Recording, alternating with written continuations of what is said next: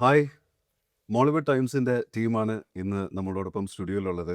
ഇന്ന് studio ambience എന്നൊക്കെ കുറച്ച് ഡിഫറെൻ്റ് ആയിട്ട് നമ്മുടെ ബ്ലേസിൻ്റെ സ്റ്റുഡിയോയിൽ നിന്നാണ് അവരുമായിട്ട് സംസാരിക്കുന്നത്. First of all let me introduce Abhinand. Abhinav. Sorry, അഭിനന്ദനം അർഹിക്കുന്നുണ്ട് അഭിനവ്. അത് കൊള്ളാം. താഴെ വീണൊന്നും ഉരുളാം. അപ്പോൾ അഭിനവ്, അതുപോലെ തന്നെ നസ്ലിൻ, സിനിമയുടെ പ്രൊഡ്യൂസർ ആഷിഖ് ഉസ്മാൻ, അതുപോലെ റോഷൻ ഷാനവാസ്. കഴിഞ്ഞ ദിവസം ഞാൻ ഈ സിനിമ കണ്ടിരുന്നു. അപ്പോൾ മുകുന്ദനുണ്ണി അസോസിയേറ്റ്സ് എന്ന് പറയുന്ന സിനിമയുടെ വലിയൊരു ആരാധകനാണ് ഞാൻ. അപ്പം അഭിനവ് ഒരുപാട് പേര് ഇതുപോലെ തന്നെ അഭിനന്ദിച്ചുകൊണ്ടുള്ള കാര്യങ്ങളൊക്കെ കേട്ടിട്ടുണ്ടാവും. മോളിവുഡ് ടൈംസിൻ്റെ ഫസ്റ്റ് ഒരു സംഭവം, ഒരു വിഷ്വൽ ഞാൻ കാണുന്നത് അപ്ന ടൈം ആയേഗ എന്ന് പറയുന്ന സോങ് സീക്വൻസിൻ്റെ വിഷ്വൽസാണ്. അപ്പോൾ അതിനകത്ത് എന്നെ വളരെ എനിക്ക് ഭയങ്കര ക്യാച്ച് ആയിട്ട് തോന്നിയൊരു കാര്യം, ഈ സിവിക് സെൻസ് ഇല്ലാതെ തിയേറ്ററിൽ പെരുമാറുന്ന ആൾക്കാരെ വെടിവെക്കുന്ന സംഭവം. അപ്പം I could relate that to ഈ ഇൻഗ്ലോറിയസ് ബാസ്റ്റേർഡ്സിൻ്റെയൊക്കെ ഒരു ക്ലൈമാക്സിൽ നമ്മൾ കാണുന്നൊരു സംഭവമാണ് തിയേറ്ററിൽ ആൾക്കാരെ ഷൂട്ട് ചെയ്യുന്നതൊക്കെ. അപ്പം ഞാൻ വിചാരിച്ചു ചിലപ്പോൾ അത്തരത്തിലുള്ളൊരു, ഇപ്പം മുകുന്ദനുണ്ണി പോലുള്ള സിനിമ ചെയ്ത ഒരാൾ ഒരു പക്ഷേ അങ്ങനെ ചിന്തിക്കുന്ന ഒരു ആംഗിളിൽ അങ്ങനെ ട്രീറ്റ് ചെയ്തിരിക്കുന്ന ഒരു സിനിമയായിരിക്കുക എന്നുള്ളത്. പിന്നീട് ഞാൻ കാണുന്നത് like hate letters to cinema എന്നുള്ളൊരു കോൺസെപ്റ്റ്. അപ്പം ഞാൻ വിചാരിച്ചു ഒരു പക്ഷേ ഒരു ആസ്പയറിങ് ഫിലിം മേക്കറിൻ്റെ കഥയായതുകൊണ്ട് നമുക്ക് സിനിമ എപ്പോഴും വെറുക്കാനുള്ള സാഹചര്യങ്ങൾ നമ്മൾ ഉദ്ദേശിക്കാത്ത കൺക്ലൂഷനിലോ അല്ലെങ്കിൽ വഴിത്തിരിവുകളിലൊക്കെ സിനിമ വന്നെത്തിപ്പെടുകയും നമ്മളതിൽ ഒരു പ്രേക്ഷകൻ എന്നുള്ള രീതിയിൽ സാറ്റിസ്ഫൈ അല്ലാതാവുകയും അത് റീവിസിറ്റ് ചെയ്യുന്ന കൈൻഡ് ഓഫ് ഒരു സിനിമയായിരിക്കുമോ, അങ്ങനെ ഒരു ആസ്പെക്റ്റുള്ള സിനിമയായിരിക്കും. പക്ഷേ ഇതിനെല്ലാം മാറ്റിക്കൊണ്ട് സിനിമ കണ്ടപ്പോഴത്തേക്ക് എനിക്ക് മനസ്സിലായത്, അതായത് ഇപ്പോൾ നമ്മൾ ശിവാജി സിനിമയിൽ ഈ ഇൻ്റർവെല്ലിൽ പറയുന്നല്ലോ, പൂവിഴുന്ത പൂപ്പാതെ തലവിഴുന്ത സിംഗപ്പാതെ എന്ന് പറയുന്ന പോലെ ഫസ്റ്റ് ഹാഫ് മൊത്തം ഒരു ആസ്പയറിംഗ് ഫിലിം മേക്കറിൻ്റെ കഥയും പിന്നീട് അയാളുടെ റിയാലിറ്റി എന്ന് പറയുന്ന ഒരു കാര്യത്തിനോട്ടുള്ള അദ്ദേഹത്തിൻ്റെ സ്ട്രഗിളുമാണ്. സോ അഭിനവിൻ്റെ ഈ ഒരു പ്രോസസ്സ് നടക്കുമ്പോൾ തന്നെ ഇത്തരത്തിലുള്ള ചോദ്യങ്ങളുണ്ടായിരുന്നു, ലൈക്ക് ഓരോരുത്തരിൽ നിന്നും എന്തായിരിക്കാം മോളിവുഡ് ടൈംസ് എന്നുള്ളത്. ചോദ്യങ്ങളുണ്ടായിരുന്നു. ഇല്ല അങ്ങനെയില്ല. പക്ഷേ എനിക്കറിയായിരുന്നു ആൾക്കാർ ഇപ്പോൾ മുകുന്ദനുണ്ണി കണ്ട പ്രേക്ഷകർ ഡെഫിനറ്റ്ലി അവർ ഒരു കംപ്ലീറ്റ്ലി ഡാർക്ക് സോണിലുള്ള പടമായിരിക്കാം മേ ബി എക്സ്പെക്ട് ചെയ്യുന്നത്. അങ്ങനെ ഒരു തോട്ട് ഉണ്ടായിരുന്നു. അതല്ലാതെ വേറെ ചോദ്യങ്ങളൊന്നും ആൾക്കാർ ക്യൂരിയോസിറ്റി ഉണ്ടായിരുന്നു. ആൾക്കാരെല്ലാവരും എന്താണ് ഈ സ്ക്രിപ്റ്റ് എന്നുള്ളൊരു ചോദ്യങ്ങൾ പല സൈഡിൽ നിന്നും വന്നിട്ടുണ്ട്. അപ്പോൾ ഭയങ്കര ക്യൂരിയസ് ആയതെന്ന് എനിക്ക് തോന്നിയിട്ടുണ്ട് ആൾക്കാർ. അപ്പോൾ ഈ പറയുന്ന പോലെ ഈ സിനിമയിൽ ഈ സിനിമ തുടങ്ങുന്ന സമയത്ത് തന്നെ നമ്മൾ പറയുന്നത് ഒരു മറ്റൊരാളുടെ പോയിന്റ് ഓഫ് വ്യൂ എന്നാണ് സിനിമ സ്റ്റാർട്ട് ചെയ്യുന്നത്. ഞാനപ്പോൾ എൻ്റെ ഡീറ്റെയിൽസിലേക്ക് പോകുന്നില്ല, കാരണം അത് ചിലപ്പോൾ സ്പോയിലർ ആയിരിക്കും സിനിമ കാണുന്നവർക്ക്. പക്ഷേ ഈ സിനിമയിൽ ജഗദീഷിൻ്റെ ക്യാരക്ടർ തുടക്കത്തിൽ പറയുന്ന ചില തിയറീസ് ഉണ്ട്. ആ തിയറീസ് ഒരു റൈറ്ററിൻ്റെ തിയറീസ് എന്നുള്ള രീതിയിലാണ് വരുന്നത്. അദ്ദേഹം ഒരു സിനിമാക്കാരനല്ല, അദ്ദേഹം ഒരു റൈറ്റർ, ഒരു ആർട്ടിസ്റ്റ് എന്നുള്ളൊരു തിയറിയാണ് അദ്ദേഹം പറയുന്നതൊക്കെ തന്നെ. പക്ഷേ ഒരു സിനിമ മേക്കറിൻ്റെ കഥ പറയുമ്പോഴത്തേക്ക് അത് ഒരു റൈറ്ററിൻ്റെ തിയറി പറയുന്നതിനേക്കാളും ഒരു ഫിലിം മേക്കറിൻ്റെ തിയറി കൂടെ പറഞ്ഞ് അങ്ങനെ സ്റ്റാർട്ട് ചെയ്തിരുന്നെങ്കിൽ എന്നുള്ളൊരു ചിന്തയുണ്ടായിരുന്നു. ഇല്ല, കാരണം എന്താ വെച്ചാൽ ഈ സിനിമ എന്ന് പറയുന്നത് ബേസിക്കലി അതിൻ്റെ ക്രക്സ് കഥ എന്ന് പറയുന്നതും അതിൻ്റെ കൂടുതൽ അഗെയിൻ പറഞ്ഞാൽ സ്പോയിലർ ആവുന്നത് അത് പറയാൻ പറ്റില്ല. പക്ഷേ അതിൻ്റെ ക്രക്സ് എന്ന് പറയുന്നത് ക്രിയേറ്റീവ് ഓണർഷിപ്പും അതിനെക്കുറിച്ചുള്ള കുറേ കാര്യങ്ങൾ, അതിൻ്റെ ക്രക്സ് ബേസിക്കലി അതാണ്. അപ്പം അത് കഥയാണെങ്കിലും സിനിമയാണെങ്കിലും അതിലെല്ലാത്തിലും വരുന്ന ഈ ഓണർഷിപ്പിൻ്റെ കാര്യം സെയിം ആണ്. അത് അപ്പോൾ ഇവിടെ നിന്ന് തുടങ്ങിയാലും ലിറ്ററേച്ചർ ആണല്ലോ എല്ലാത്തിൻ്റെയും തുടക്കം. അപ്പോൾ അതും തുടങ്ങിയാലും ഇവിടെ തുടങ്ങിയാലും രണ്ടും സെയിം ഇമ്പാക്റ്റ് ആണ് വരുത്താന്ന് എനിക്ക് തോന്നിയിട്ടുണ്ട്. അതിനൊരു ഒരു കഥാപരമായിട്ട് ഒരു പ്രശ്നം അതിലില്ല. ആഷിഖ് വളരെ സക്സസ്ഫുൾ ആയിട്ടുള്ളൊരു പ്രൊഡ്യൂസറാണ്. അപ്പോൾ ഞാൻ ഏതൊരു ഫിലിം ഡയറക്ടർ, ഒരു മേക്കർ സക്സസ്ഫുൾ ആവുന്നുള്ളതിൻ്റെ ഒരു സൂചന കിട്ടിക്കഴിഞ്ഞാൽ അത് മുൻകൂട്ടി കാണുന്ന പ്രൊഡ്യൂസർമാരിൽ ചില പ്രൊഡ്യൂസർമാരിൽ ഒരാളാണ് ആഷിഖ് എന്ന് എനിക്ക് എപ്പോഴും തോന്നിയിട്ടുണ്ട്.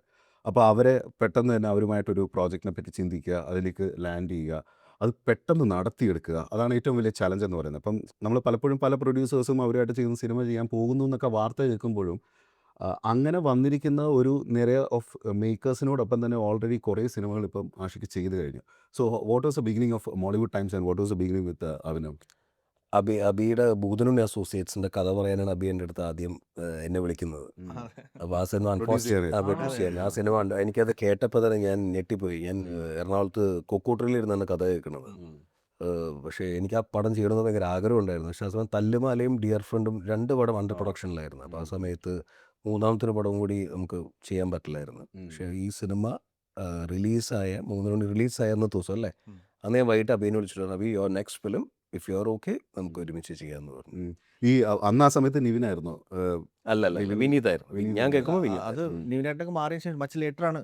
എനിക്കൊരു ഷൂട്ട് കൊടുക്കുന്നതിൻ്റെ ഒരു 2 മാസം മുന്നേ അങ്ങനെ ഞാൻ കുറച്ച് ഇഷ്യൂസ് വന്നപ്പോൾ. നസ്ലിൻ, കൺഗ്രാജുലേഷൻസ്. എനിക്ക് പേഴ്സണലി എപ്പോഴും തോന്നിയിട്ടുണ്ട് വിനീത് ശ്രീനിവാസൻ്റെ career best performance Mukundanunni associates ആണെന്നുള്ളത്. നസ്ലിൻ്റെ സോഫാർ കരിയർ ബെസ്റ്റ് പെർഫോമൻസ് എന്ന് പറയുന്നത് ഇപ്പോൾ മോൾ So far. ടൈംസ് ആണ് സോഫാർ. അതിനിയും ആവട്ടെ എന്നുള്ളതാണ് ആവട്ടെ. അല്ലേ? അതെ. അപ്പം ഇതിൽ വരുമ്പോഴത്തേക്ക് വിനീത് മാധവൻ എന്ന് പറയുന്ന ഒരു ആസ്പയറിങ് ഫിലിം മേക്കറിൻ്റെ കഥയാണല്ലോ പറയുന്നത്. അപ്പോൾ അതിനകത്ത് നമ്മളെല്ലാവരും ഉള്ളിലൊരു സിനിമ മോഹമായിട്ട് നടക്കുന്ന ഒരു ഉറപ്പായിട്ടും. കുട്ടിക്കാലം എല്ലാം നമുക്കുണ്ടായിരുന്നതാണ്. എന്തായിരുന്നു ഒരു വിനീത് മാധവൻ എന്തായിരുന്നു, എങ്ങനെയായിരുന്നു എന്നൊക്കെയായിരുന്നു അഭിനവിൻ്റെ ഒരു ബ്രീഫിംഗ്? ആക്ച്വലി വിനീത് മാധവനേക്കാളും എന്നെ എക്സൈറ്റ് ചെയ്യിച്ചത് ഈ തോട്ടാണ്. എന്താ ഈ പറഞ്ഞ പോലെ ഒറിജിനലായിട്ടുള്ളൊരു കഥ ഇതുവരെ കാണാത്ത, അല്ലെങ്കിൽ നമ്മൾ കണ്ടു ശീലമില്ലാത്ത ഒരു നറേറ്റീവ് സ്റ്റൈൽ. എന്നോട് ഒരു ഇൻ്റർവ്യൂവിൽ ഞാൻ പറഞ്ഞിട്ടുണ്ടായിരുന്നു, ഇതിൻ്റെ പടം ബിഗിനിങ് ഇതിലൊക്കെ ആ ഹൊറർ അതെ ഇതുണ്ടല്ലോ, ആ മൂഡ് സെറ്റിങ്ങിന് വേണ്ടിയിട്ട് കഥ പറയുമ്പോൾ മറ്റേ കേട്ടൺ curtains എല്ലാം അതിൽ ഞങ്ങൾ ഒരുമിച്ചായിരിക്കണം. ഞാൻ ആദ്യം അബി ലൈറ്റ് ഓഫ് ചെയ്തപ്പോ, അതായത് ഈ നമ്മുടെ കേർട്ടൻ അടച്ചേ, ഞാൻ നെസ്ലിൻ എന്നെ ഒരു നോട്ടം, ഞാൻ നെസ്ലിന് നോട്ടം. അതെ. അപ്പോൾ എന്താ ഓൾറെഡി ഫസ്റ്റ് മൂവി എനിക്ക് ഓൾറെഡി ഇഷ്ടമുള്ള മൂവിയാണ്. മുകുന്ദനുണ്ണി അസോസിയേറ്റ്സിൻ്റെ ഒരു ഫാനാണ് ഞാൻ. അപ്പോൾ ഇംപ്രസ്ഡ് ആയി ഞാൻ അതിൽ തന്നെ ആക്ച്വലി. കേട്ടൺ ഇട്ടപ്പോൾ തന്നെ അതെ അതെ പിന്നെ സിനിമ തുടങ്ങുന്നതിന് മുമ്പ് കേട്ടൺ ഇടണമല്ലോ, അതാണല്ലേ? അല്ല, ഇതിന്റെ ഒരു കഥ പറഞ്ഞ് പകുതി എത്തിയപ്പോഴാണ് എനിക്ക് അതിന്റെ ആ മൂഡ് ബിൽഡിങ് എന്തുകൊണ്ടാണ് അങ്ങനെ ചെയ്തതെന്ന് എനിക്ക് മനസ്സിലായതും. പിന്നെ ആക്ച്വലി ഭയങ്കര ഇൻട്രസ്റ്റിംഗ് ആയിരുന്നു. ക്യാരക്ടറും എനിക്ക് ഭയങ്കര ഇൻട്രസ്റ്റിംഗ് ആയിരുന്നു. ഞാൻ ഇതേപോലെ എനിക്ക് എല്ലാവരും എന്നെ അപ്രീഷിയേറ്റ് ചെയ്യുന്ന ഒരു കാര്യം, ഇതുവരെ കാണാത്തൊരു നെസ്ലിൻ എന്ന് എല്ലാവരും പറയുന്നുണ്ട്. അപ്പം അത് ഞാൻ വളരെ ഹാപ്പിയാണ് ഈ സിനിമ ചെയ്തതിൽ. ഇതുവരെ കാണാത്ത നസ്ലിൻ എന്ന് പറയുമ്പോഴത്തേക്ക് അഭിനവിൻ്റെ മനസ്സിലൊരു ഐഡിയ ഉണ്ടാവുമല്ലോ. അന്ന് വരെ നസ്ലിൻ എന്നുള്ള ആക്ടറിനെ എങ്ങനെയായിരുന്നു അഭിനവ് കണ്ടിരുന്നത്? അല്ലെങ്കിൽ അതിലേക്ക് വിനീതിനെ പ്ലേസ് നമുക്ക് അത്രയും ഇംപ്രസ്ഡ് ആയിട്ടാണല്ലോ നമ്മൾ ഒരാളെ കാസ്റ്റ് ചെയ്യാൻ ആഗ്രഹിക്കുന്നത്. അപ്പം നസ്ലിനോട് അത്രയും പുള്ളിയുടെ പടങ്ങൾ കണ്ടിട്ട് പുള്ളിയുടെ പെർഫോമൻസുകളെല്ലാം എനിക്ക് വർക്കൗട്ടായി. എനിക്ക് അത്രയും പുള്ളിനെ സ്ക്രീനിൽ കാണാൻ ഇഷ്ടമുള്ളതുകൊണ്ടാണ് പുള്ളിനെ ഞാൻ അപ്രോച്ച് ചെയ്തത്.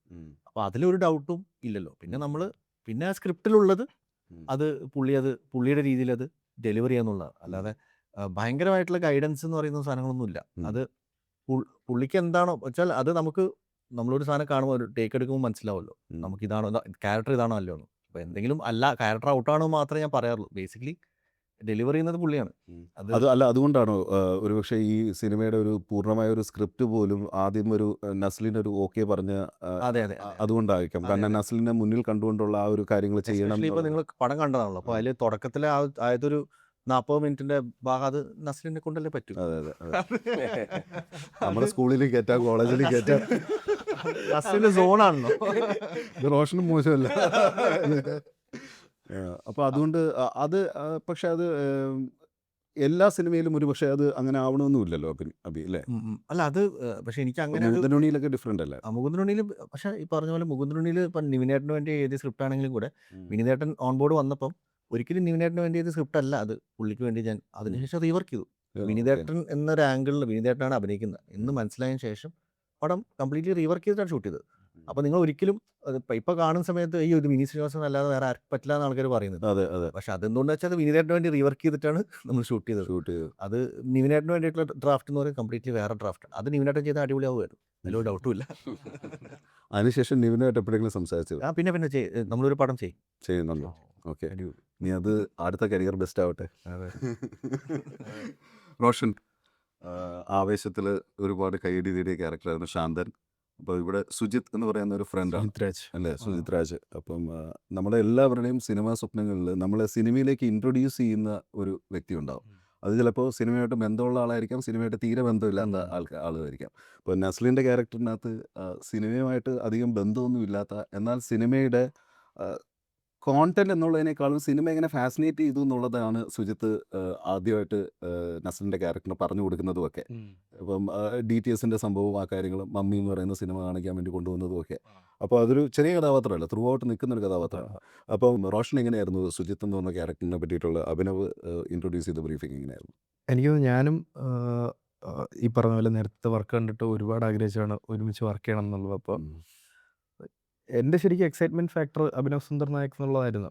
പിന്നെ അല്ലാതെ കഥാപരമായിട്ട് വരുമ്പോൾ ഞാൻ ശരിക്കും ഒരു സുജിത് രാജിനെ കണ്ടിട്ടില്ല. പക്ഷെ വിനീത് മാധവൻ പോലുള്ള ആളുകളെ ഒരുപാട് കണ്ടിട്ടുണ്ട്. അങ്ങനെ അത്രയും പാഷനേറ്റ് ആയിട്ടുള്ള ആളുകളെ. അപ്പോൾ എന്തായിരുന്നു ക്വസ്റ്റ്യൻ? അല്ല അത് സുജിത്ത് എന്ന് പറഞ്ഞ ക്യാരക്ടറിനെ പറ്റിയിട്ടുള്ള ബ്രീഫിങ് എങ്ങനെയായിരുന്നു എന്നുള്ളത്, എങ്ങനെ ചെയ്യണമെന്നായിരുന്നു? ആദ്യം ലൈറ്റ് ഓഫ് ചെയ്തെന്ന്. ഇല്ല, അന്ന് ഞാനില്ലായിരുന്നു തോന്നുന്നു. അതെന്താണ് ലൈറ്റ് ഓഫ്? അല്ല. ഓ, അന്ന് കേട്ടിട്ടുണ്ടെന്ന്.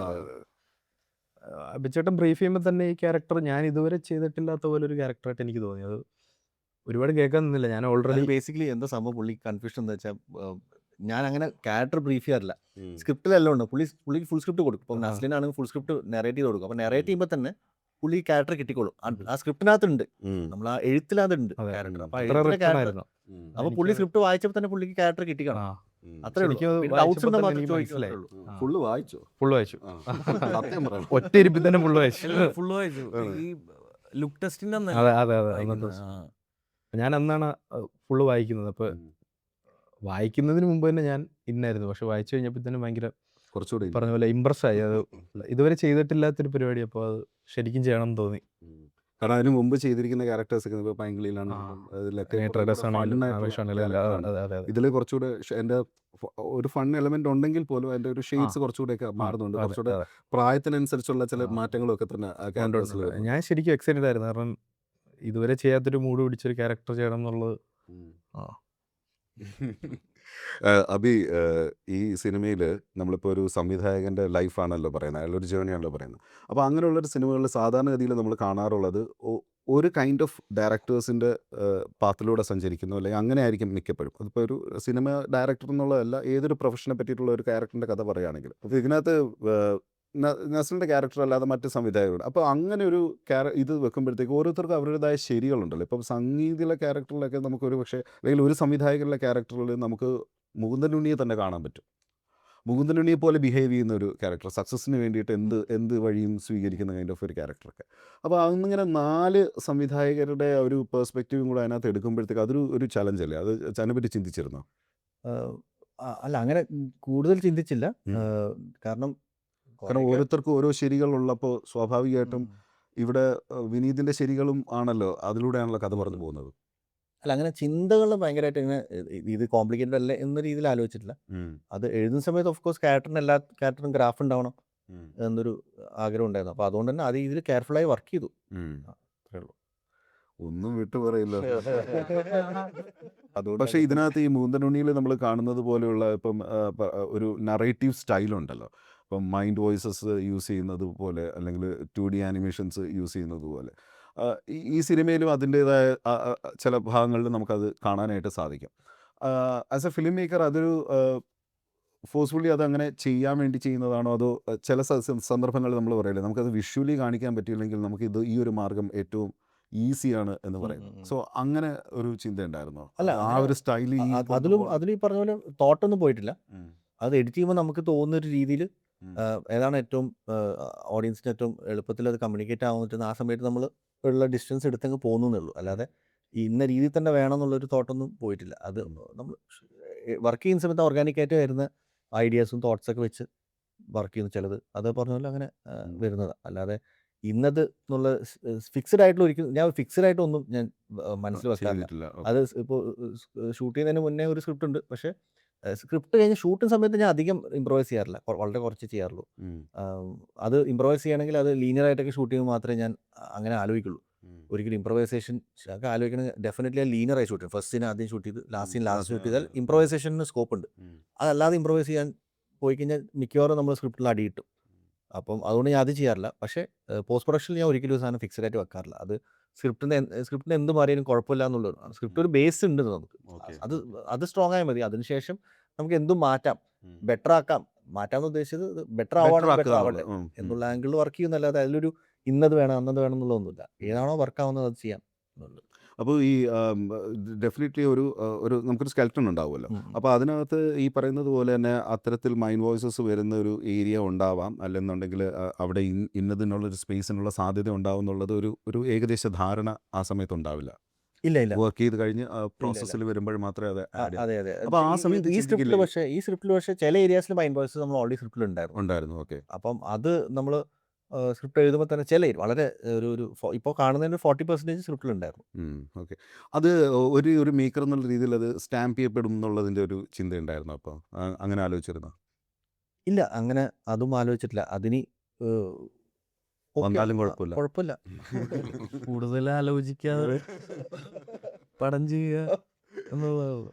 ഈ നസ്ലിൻ്റെ ക്യാരക്ടർ ഈ സിനിമയിൽ അതിൻ്റെ ഈ നേരത്തെ പറഞ്ഞതുപോലെ തന്നെ ഒരു ഗ്രാഫ് ഉണ്ടല്ലോ അതിങ്ങനെ. അപ്പം സ്വാഭാവികമായിട്ടും നമുക്കൊരു ഷൂട്ടിൻ്റെ ഷെഡ്യൂൾ എന്നൊക്കെ പറയുമ്പോഴത്തേക്ക് ഭയങ്കര ഡിഫറെൻ്റ് ആയിരിക്കും. നമ്മൾ ചിലപ്പം ഏറ്റവും ലാസ്റ്റ് ചെയ്യുന്ന സീൻ. പക്ഷെ എന്നാലും ഒരു ക്യാരക്ടർ ഇങ്ങനെ വളർന്നു പോകുമ്പോഴത്തേക്ക് സ്വാഭാവികമായിട്ടും നമുക്കതിൻ്റെ ഒരു പ്രോഗ്രഷൻ എങ്ങനെയാണെന്നുള്ളത് അറിയാമല്ലോ. അതെ. അതിനെ എങ്ങനെയായിരുന്നു അബി ലീഡ് ചെയ്തത്? ഇതെനിക്ക് വളരെ എന്താന്ന് വെച്ച് കഴിഞ്ഞാൽ ഇത് മോസ്റ്റ് ഓഫ് ദി സീൻസും നമ്മൾ ലീനിയർ ആയിട്ട് തന്നെയാണ് ഷൂട്ട് ചെയ്തിട്ടുള്ളത്. നമ്മൾ ആദ്യം കുട്ടിക്കാലം പോർഷൻ ഷൂട്ട് ചെയ്ത് കഴിഞ്ഞിട്ട് ഒരു 10 to 15 days ബ്രേക്ക് ചെയ്തിട്ടാണ് മറ്റുള്ള പോർഷൻ ഷൂട്ട് ചെയ്തത്. അപ്പോൾ അത് വളരെ കൺവീനിയൻ്റ് ആയിരുന്നു എനിക്ക് ആസ് ആൻ ആക്ടർ. എനിക്കും ആ ഒരു നമ്മളെ ക്യാരക്ടർ ഇവോൾവ് ചെയ്യുന്ന ആ കണ്ടിന്യൂറ്റി കിട്ടാൻ അത് വളരെ ഹെൽപ്പ് ചെയ്തിട്ടുണ്ട് ആക്ച്വലി. പിന്നെ ഓൾറെഡി നമുക്ക് സ്ക്രിപ്റ്റ് അല്ലെങ്കിൽ കഥ നമുക്കറിയാം. ഇയാളുടെ ഇന്ന പോയിന്റിലാണ് ഇയാള് അല്ലെങ്കിൽ മാറുന്നത്, ഇയാളുടെ മാനസിക നില, ഇയാൾക്ക് ഓരോ അടി കിട്ടുന്നതും. അപ്പോൾ ആക്ച്വലി അതത്ര ടെൻഷൻ അടുപ്പിച്ചിട്ടില്ല. കാരണം ഈ ഫസ്റ്റ് ഹാഫിലൊക്കെ പല അതായത് ഓരോ കരിയറിൻ്റെ ഒരു മൈൽ സ്റ്റോൺസ് നമ്മൾ പറയത്തില്ലേ, അതെത്തുമ്പോൾ ഓരോ 1 year എന്നുള്ളതിൻ്റെ ഒരു സംഭവം കാണിക്കുന്നുണ്ട്. പക്ഷെ സെക്കൻഡ് ഹാഫിലേക്ക് വരുമ്പോഴത്തേക്ക് ആ പീരീഡ് വളരെ ഷോർട്ടനാണ്. അതായത് പിന്നെ നമ്മൾ ആസ്പയറിങ് അല്ല, പിന്നെ നമ്മൾ സക്സസ്ഫുൾ ആവാനായിട്ടാണ് ശ്രമിക്കുന്നതൊക്കെ. അപ്പോൾ ആ പേസൊക്കെ വളരെ നല്ല രസമായിട്ട് അതിനകത്ത് പറഞ്ഞിട്ടുണ്ട്. അത് നമ്മൾ ഇപ്പോൾ പെട്ടെന്ന് നമ്മൾ ഈ ഈവിൾ ഡെഡിൻ്റെ ചാപ്റ്ററൊക്കെ വരുമ്പോഴത്തേക്കുള്ള ഒരു ബാങ് ഉണ്ടല്ലോ, ലൈക്ക് അപ്പോൾ അതുപോലെയുള്ള ഒരു ഫീൽ. അയ്യോ ഇത്രയും സമയം എടുത്തോ, അതായത് നമ്മൾ അവിടെ ഹൊററാണല്ലോ, ഞാൻ നാളെ തന്നെ ചെയ്യുമെന്ന് പറയുമ്പോഴത്തേക്ക് ഡാങ് ഹൊറർ. അത് ഭയങ്കര രസമുള്ള സംഭവമാണ്. ഈ സിനിമയിൽ ഒരു പ്രൊഡ്യൂസർ എന്നുള്ള നിലയിൽ ആഷിഖിനോട് ചോദിക്കാനുള്ളത്, ഈ സിനിമയിൽ വളരെ പ്രധാനപ്പെട്ട ഒരു ഡിസിഷൻ നസ്ലിൻ്റെ ക്യാരക്ടർ ഒരു ഫിലിം മേക്കർ എന്നുള്ള രീതിയിൽ എടുക്കുന്നുണ്ട്. അപ്പോൾ ആ ഡിസിഷൻ എന്ന് പറയുന്നത് സത്യത്തിൽ ഒരു പ്രൊഡ്യൂസറിനെ ഭയങ്കരമായിട്ട് ഷാറ്റർ ചെയ്യുന്നൊരു സംഭവമാണ്. അപ്പം ഞാനെങ്ങാനും ഈ അല്ല, ഞാൻ അതുകൊണ്ട് ഈ പടത്തിന്റെ പോസ്റ്റ് സമയത്ത് ഞാൻ അബിയായിട്ട് കൂടുതൽ സംസാരിക്കാറില്ലായിരുന്നു. എനിക്ക് പേടിയായിരുന്നു. കാരണം ഇനി എങ്ങാനും ഇവൻ മൈൻഡ് വോയിസിലൂടെയോ 2Dയിലൂടെയോ എന്നെ ഇട്ടാലോ. അല്ല, അതുകൊണ്ട് ഞാൻ 3 സെറ്റ് ഹാർഡ് ഡിസ്ക് ഉണ്ട്. ഒരു ഒറിജിനൽ ബാക്കപ്പ്, സെക്കൻഡ് ബാക്കപ്പ് ഞാൻ 3 സ്ഥലത്ത് വെച്ചത്. ഒളിപ്പിച്ച് വെക്കുന്ന പോലെ നിധിയൊക്കെ ഒളിപ്പിച്ച്. അപ്പോൾ അത് എന്തെങ്കിലും രീതിയിൽ അതൊരു ടെൻഷൻ സംഭവമല്ലേ, ലൈക്ക് സിനിമയിൽ അത് വരുമ്പോഴത്തേക്ക് അങ്ങനെ പുറം ലോകത്തിനെ കാണിച്ചു കൊടുക്കുമ്പോഴത്തേക്ക് ഇങ്ങനെ ഒരു സാധ്യത ഉണ്ട് എന്നൊക്കെ ഉള്ളത് ഈ സിനിമയിൽ നോക്കുകയാണെങ്കിൽ അത് ഏറ്റവും വളരെ ചെറുതാണ് കാണിച്ചിരിക്കുന്നത്. മറ്റുള്ളത് വെച്ച് ആരെയും വേദനിപ്പിക്കാതെ. വിനീതിൻ്റെ ക്യാരക്ടർ, അതായത് നസ്ലിൻ്റെ ക്യാരക്ടർ ഇപ്പം സെക്കൻഡ് ഹാഫിലേക്കൊക്കെ വരുമ്പോഴത്തേക്ക് വളരെ മെച്യൂറായിട്ടുള്ള സംഭവങ്ങൾ. എനിക്ക് ഏറ്റവും കൂടുതൽ ഇഷ്ടപ്പെട്ട സീക്വൻസ് എന്ന് പറയുന്നത് ഒന്ന് സംഗീതും നസ്ലിനുമായിട്ടുള്ള ഒരു കെമിസ്ട്രി നമ്മൾ സ്ക്രീനിൽ നേരത്തെ കണ്ടിരിക്കുന്നതൊക്കെ തന്നെ ഭയങ്കര ഡിഫറെൻ്റ് ആയിട്ടുള്ള സിനിമകളിലൊക്കെയാണ്. പക്ഷേ ആ ഒരു ഒരു സിനിമ ഗ്യാതറിങ് പോലൊരു സംഭവം, ഞാൻ സ്പോയിലർ ആയതുകൊണ്ട് ഞാൻ പറയുന്നില്ല, ലൈക്ക് ആ ഗ്യാതറിങ്ങിനകത്ത് 2 കൈൻഡ് ഓഫ് ഒരു എന്താ പറയുന്ന ഒരു കൺഫ്രണ്ടേഷൻ ഉണ്ട് അങ്ങോട്ടും ഇങ്ങോട്ടും ഉള്ളത്. അത് രണ്ടാം ഭാഗത്തിലേക്ക് വരുമ്പോഴത്തേക്ക് അത് നിങ്ങൾ 2 പേരും, അത് നമ്മളിപ്പോൾ ഈ കൂട്ടത്തിലില്ലെങ്കിലും എടുത്തു പറയേണ്ട 2 പേരാണ് സംഗീതിൻ്റെ പെർഫോമൻസ്, അതുപോലെ തന്നെ ഷറഫുദ്ദീൻ്റെ പെർഫോമൻസ്. അവർ 2 പേരും അടിപൊളിയായിട്ട് ചെയ്തിട്ടുണ്ട്. കാരണം ഷറഫിൻ്റെ ഒരു സംവിധായകൻ്റെ ക്യാരക്ടർ എന്ന് പറഞ്ഞു കഴിഞ്ഞാൽ നമുക്ക് ഒരുപാട് പേരെ റിലേറ്റ് ചെയ്യാൻ പറ്റുന്ന കൈൻഡ് ഓഫ് ഒരു സംഭവമൊക്കെയാണ്. ആഷിക്ക് ഈ കോർപ്പറേറ്റ് സംഭവങ്ങൾ സിനിമയിലേക്ക് വരുമ്പോഴത്തേക്ക് അവരുടെ ഒരു ഇടപെടലിനെ പറ്റിയിട്ട് ഈ സിനിമ വളരെ റിയാലിറ്റിയോടുകൂടി സംസാരിക്കുന്നുണ്ട്. അതിൽ എത്രത്തോളം റിയാലിറ്റി ഉണ്ടെന്നാണ് തോന്നുന്നത്, അല്ലെങ്കിൽ ആ ഒരു റിയാലിറ്റി വന്നു കഴിയുമ്പോഴത്തേക്ക് ജനങ്ങൾ സിനിമയോടുള്ള ഒരു സംഭവം മാറും, അവരുടെ ഒരു കാഴ്ചപ്പാട് മാറും എന്നൊക്കെ ഉള്ളത് ചിന്തിച്ചിട്ടില്ല? അല്ല, അങ്ങനെ സിനിമ എനിക്ക് തോന്നിയത് ഇപ്പോൾ മലയാള സിനിമ എടുത്തു നോക്കിക്കഴിഞ്ഞാൽ ഇപ്പോൾ ഒരുപാട് സ്റ്റുഡിയോകളോ കോർപ്പറേറ്റ്സോ ഒന്നും അങ്ങനെ വരുന്നില്ല. കാരണം ഈ വരുന്ന ആളുകളൊക്കെ തന്നെ ഒരുപാട് കണ്ടീഷൻസ് ആയിട്ടാണ് വരുന്നത്. കാരണം ഒരു ഡയറക്ടർ എന്ന് പറയുന്നത് ഷൂട്ട് കഴിഞ്ഞാൽ അവരുടെ ജോലി കഴിഞ്ഞു, ബാക്കി ഈ സ്റ്റുഡിയോ ആണ് തീരുമാനിക്കുന്നത്. പക്ഷേ മലയാള സിനിമയെ സംബന്ധിച്ചിടത്തോളം അങ്ങനെ വർക്കാവില്ല. കാരണം സിനിമ എപ്പോഴും ഒരു സംവിധായകൻ എന്ന് പറയുന്ന ഒരാൾ ഒരു സിനിമയ്ക്ക് വേണം. ആ പടം തുടങ്ങി ഇനീഷ്യൽ സ്റ്റേജ് തൊട്ട് തന്നെ റിലീസ് വരെ. അതുകൊണ്ടാണ് ഈ പറയുന്ന പോലെ മലയാള സിനിമയിൽ അത് ബാക്കിയുള്ള ഭാഷകൾ പോലെ സ്റ്റുഡിയോസും കോർപ്പറേറ്റ്സും ഒന്നും അങ്ങോട്ട് വരാത്തത്. ഒരു പ്രൊഡ്യൂസർ എന്ന നിലയിൽ എങ്ങനെയുണ്ടായിരുന്നു പി ആഷിക്ക്? ഇപ്പൊ പറയുന്നത് കേട്ടതിൽ മനസ്സിലാവും. സെറ്റാണ്.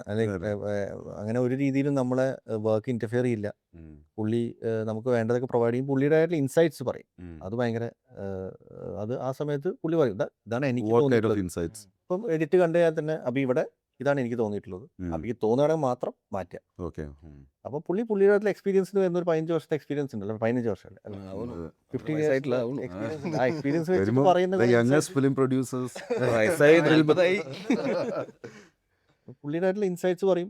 ഭയങ്കര ഇൻട്രസ്റ്റിംഗ് ആയിട്ടുള്ള കുറേ ഒബ്സർവേഷൻസ് പറയും. അപ്പോൾ അതൊക്കെ പുള്ളി ഫ്രീ ആയിട്ട് വിടും. പിന്നെ നമ്മൾ പറഞ്ഞ പോലെ ഇതാണ് എനിക്ക് തോന്നിയിട്ടുള്ളത്, ഇത് ശരിയാണെന്ന് തോന്നുകയാണെങ്കിൽ അപ്ലൈ ചെയ്യാം.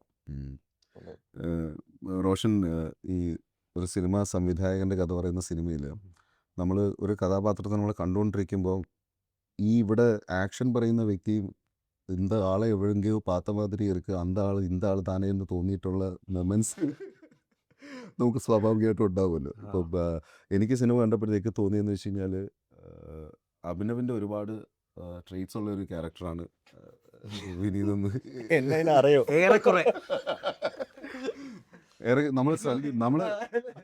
നമ്മൾ സ്വാഭാവികമായിട്ടും ഇൻ്റർവ്യൂസിലും ഒക്കെ അല്ലെങ്കിൽ നമ്മൾ പബ്ലിക്കലി നമ്മൾ സംസാരിക്കുമ്പോൾ സ്വാഭാവികമായിട്ടും നമുക്ക് വ്യക്തിത്വം ഉണ്ടാവും. ആ വ്യക്തിത്വം എന്താണെന്നുള്ളതാണല്ലോ നമ്മുടെ കാഴ്ചപ്പാടുകളും വാക്കുകളായിട്ട് പുറത്തു വരുന്നത്. അപ്പോൾ അതിൽ നിന്ന് നമുക്ക് ഒരാൾ എങ്ങനെ ആയിരിക്കും എന്നുള്ളത് നമുക്ക് ഏകദേശ ധാരണ ഉണ്ടാവും. നമ്മൾ ചില കാര്യങ്ങൾ നമ്മൾ റെബലിയസ് ആയിട്ട് ചിന്തിക്കുക, ചില കാര്യങ്ങൾ നമ്മൾ വളരെ ഓപ്റ്റിമിസ്റ്റിക് ആയിട്ട് ചിന്തിക്കുകയൊക്കെ. അപ്പം അങ്ങനെ നോക്കുമ്പോഴത്തേക്ക് ഞാനത് റോഷനോടും അതുപോലെ തന്നെ നസ്ലിനോടും ചോദിക്കും, ഇതാള് താനെ വിനീത് മാധവൻ തന്നെ പറയാറില്ലേ? ഇതിനുത്തരം പറയാൻ ഞാനാണ്. ഇന്നലെ തിയേറ്ററിൽ പടം കണ്ടുകൊണ്ടിരിക്കാൻ നേരത്ത് ഞാൻ വെളിയിൽ നിൽക്കുകയാണ്. അപ്പോൾ എനിക്ക് ടെൻഷനാണ് ഒരു പടം തിയേറ്ററിൽ കാണാൻ വേണ്ടി. അപ്പോൾ എൻ്റെ വൈഫ് തിയേറ്ററിൽ നിന്ന് എനിക്ക് മെസ്സേജ് ചെയ്യാണ്, വിനീത് മാധവൻ അബിയാണല്ലേ? അല്ല ഈ ധൈര്യമായിട്ട് പറയാൻ നസ്ലി. അല്ല ഈ ഈ സിനിമയില് ഒത്തിരി എന്താ അഭിചേട്ടൻ്റെ ലൈഫ് എക്സ്പീരിയൻസും എല്ലാം ഉണ്ട് അവിടെ ഇവിടെയൊക്കെ ആയിട്ട്. അല്ലെങ്കിൽ മൊത്തത്തിലല്ല, അല്ലെങ്കിലും എവിടേക്കോ പുള്ളിയും കടന്നു പോയിട്ടുള്ള, പുള്ളി മാത്രമല്ല ആസ്പയറിങ് ആയിട്ടുള്ള ഒരുപാട് പേര് കടന്നു പോയിട്ടുള്ള. എനിക്കാണെങ്കിലും ഒത്തിരി മെസ്സേജസ് വരുന്നത് അങ്ങനെയാണ്, ഇതെന്റെ ബയോപിക് ആണ് എന്നൊക്കെ പറഞ്ഞ് ഒത്തിരി റാൻഡം മെസ്സേജസ് വരുന്നത്. അത് റിലേറ്റ് ചെയ്യുന്ന ആൾ. അതെ. അപ്പോ ഒത്തിരി പേര് കടന്നു പോയിട്ടുള്ള സിറ്റുവേഷൻസ് ഒക്കെ തന്നെയാണ്. ഈ എനിക്ക് വർക്ക് ചെയ്തപ്പോ തോന്നിയത് ഒരു 10-20 ദിവസമൊക്കെ കഴിഞ്ഞപ്പോ അല്ല, അത് നമുക്ക് പറഞ്ഞു കൊടുക്കാനും അപ്പം എളുപ്പമായിരിക്കില്ലേ അബി? ഇല്ല അങ്ങനെ പറഞ്ഞു എന്നെ ഒബ്സർവ് ചെയ്യണം അല്ലെങ്കിൽ അല്ല, ഞാൻ അങ്ങനെയല്ല ഉദ്ദേശിച്ചത്. ലൈക്ക് സാഹചര്യങ്ങൾ എങ്ങനെ ഹാൻഡിൽ ചെയ്യുന്നു എന്നുള്ളത് സിനിമയിലെ സിറ്റുവേഷൻസ് വെച്ച് തന്നെ. അതുകൊണ്ട് ആലോചിച്ചത്. കാരണം ഇപ്പം എനിക്കതിനകത്ത് ഇഷ്ടപ്പെട്ടൊരു സംഭവം എന്ന് വെച്ച് കഴിഞ്ഞാൽ, ആദ്യം ആ സിനിമ സംവിധാനം ചെയ്യാനായിട്ടുള്ള ഫസ്റ്റ് ടേക്ക് എടുക്കുന്നത് ഏകദേശം ഒരുപാട് ടേക്കുകൾ വരുന്നൊരു സംഭവം വരുന്നുണ്ട്. അപ്പോൾ അവിടെ എന്ന് പറയുന്നത് ഒരു പെർഫെക്ഷന് വേണ്ടി കൃത്യമായി അന്വേഷിക്കുന്ന ഒരു സംവിധായകനെ നമുക്ക് കാണാനായിട്ട് സാധിക്കും. അപ്പോൾ എനിക്ക് പെട്ടെന്ന് തോന്നി, ഇനിയിപ്പം അബിയും അതുപോലുള്ള ഒരാളാണോ എന്നുള്ളത് സ്വാഭാവികമായിട്ട് നമുക്ക് തോന്നുമല്ലോ. ലൈക്ക് അത്രയും പെർഫെക്ഷനോട് കൂടി തന്നെ അതിനെ അപ്രോച്ച് ചെയ്യണം. പിന്നെ സാഹചര്യങ്ങൾ വരുമ്പോഴത്തേക്ക് അല്ല ഇത് പെട്ടെന്ന് തന്നെ തീർക്കാനുള്ള വഴി ഞാൻ കണ്ടെത്തണമെന്നൊക്കെ ചിന്തിക്കുന്ന എലമെൻറ്റ്സ് ഉണ്ടല്ലോ. അതുകൊണ്ട് ചോദിച്ചെന്നേ ഉള്ളൂ. ഈ സിനിമയിൽ മറ്റൊരു പ്രധാനപ്പെട്ട ഒരു ആസ്പെക്റ്റ് എന്ന് പറയുന്നത് സിനിമയുടെ മ്യൂസിക്കാണ്. ഇപ്പം ജെയ്ക്സിൻ്റെ വൺ ഓഫ് ദ ബെസ്റ്റ് വർക്കാണ് സിനിമയിലുള്ളത്. കാരണം ഇത്തരത്തിലുള്ള ഇപ്പം മുകുന്ദനുണ്ണിയിലാണെങ്കിൽ നമുക്കൊരു സെറ്റ് പാറ്റേൺ ഓഫ് മ്യൂസിക്കിന് നമുക്ക് ഫോളോ ചെയ്യാൻ പറ്റും. പക്ഷേ ഇതിൽ വരുമ്പോഴത്തേക്ക് സിനിമയാണ് ഇതിൻ്റെ വിഷയമായതുകൊണ്ട് തന്നെ പിന്നെ ഇതിനകത്ത് ഹൊറർ എന്ന് പറയുന്ന എലമെൻ്റ് ഉണ്ട്. അപ്പം ചില സമയങ്ങളിൽ നമ്മളിതിനൊരു ഹൊറർ സിനിമ പോലെ ട്രീറ്റ് ചെയ്യുന്ന ഏരിയാസ് ഉണ്ട്, അല്ലാതെ ഉണ്ട്. സോ ജെയ്ക്സ് എങ്ങനെയായിരുന്നു?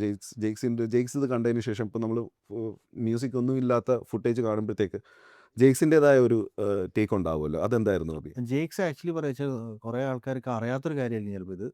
ജെയ്ക്സ് ഭയങ്കര ഫിൽം മേക്കിംഗ് സെൻസ് ഉള്ള ഒരാളാണ് എനിക്ക് തോന്നിയിട്ടുണ്ട്. ജെയ്ക്സിന് ഭയങ്കര ഒരു ഡയറക്ടർ ഉണ്ട് ഉള്ളിൽ. അപ്പോൾ പുള്ളി ഈ പറഞ്ഞ പോലെ ഒരു സിനിമയെ കാണുന്നത് മ്യൂസീഷ്യനായിട്ടല്ല, ഒരു ഫിൽം മേക്കറായിട്ടാണ്. അപ്പോൾ പുള്ളി ചില സമയത്തൊക്കെ ചില എഡിറ്റ് സജഷൻസ് ഒക്കെ പറയും. അപ്പോൾ ഇത് ഇങ്ങനെ ഒന്ന് എഡിറ്റ് ചെയ്താൽ ബെറ്റർ ഭയങ്കര നല്ല സജഷൻ ആയിരിക്കും. ഭയങ്കര രസമുള്ള സജഷൻ ആയിരിക്കും. ആഷിക്ക് ആദ്യത്തെ സംഭവം ഉണ്ട്. ആഷിക്ക് ഇതുപോലെ തന്നെ പറഞ്ഞിട്ടുണ്ട് പല സജഷൻസ്. ഞാൻ പറയുന്നത് ജെയ്ക്സിന് ആരും പ്രൊഡ്യൂസർ എന്ന രീതിയിൽ കുറെ എക്സ്പീരിയൻസ് ഉണ്ട്, അതിന്റെ ഉണ്ടാവും. ആഷിഖിന്റെ ഫസ്റ്റ് പടമാണല്ലേ ജെയ്ക്സ് കേട്ടോ? അല്ല, എൻ്റെ മൂന്നാമത്തെ പടം. മൂന്നാമത്തെ. അപ്പൊ ജെയ്ക്സ് മ്യൂസിക് ഡയറക്ടർ എന്ന് പറയുന്നത് നമ്മൾ ഒരിക്കലും എക്സ്പെക്ട് ചെയ്യില്ലല്ലോ പുള്ളിയുടെ അടുത്ത് ഒരു ഫിലിം മേക്കിംഗ് ആംഗിൾ എന്നുള്ളൊരു. അപ്പൊ എനിക്ക് തോന്നുന്നു അതുകൊണ്ടായിരിക്കും പുള്ളിയുടെ പടങ്ങളൊക്കെ ഭയങ്കര സക്സസ്ഫുൾ ആവുന്നത്. കാരണം പുള്ളിയുടെ പുള്ളിയൊരു ഡയറക്ടറും കൂടി ആയിട്ടുള്ള ഒരു ഫീല് എനിക്ക് പലപ്പോഴും കിട്ടിയിട്ടുണ്ട്. പുള്ളിയുടെ ഉള്ളിൽ ഒരു ഫിലിം മേക്കർ ഉണ്ടെന്ന് എനിക്ക് തോന്നിയിട്ടുണ്ട്.